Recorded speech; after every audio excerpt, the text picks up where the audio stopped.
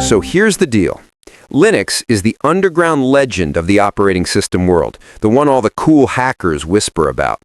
Born in 1991 from the brain of a Finnish student named Linus Torvalds, Linux started as a small hobby project, which is adorable considering that hobby now quietly runs most of the world's servers, smartphones, and the entire internet.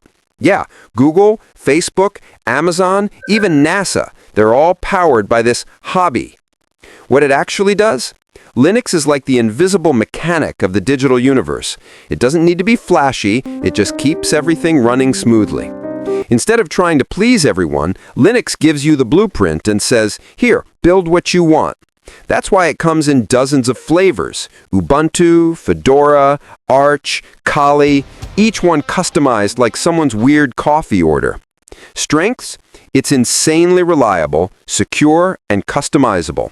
You can tear it apart, rebuild it, and it'll still run smoother than a Windows update ever dreamed of.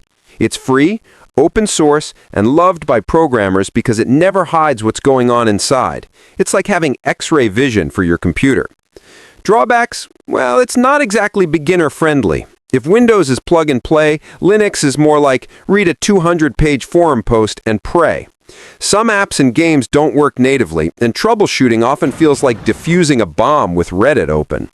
But once you get it, once you see how much control you have, Linux feels less like an operating system and more like a secret superpower. It's not for everyone, but the people who use it, they really use it.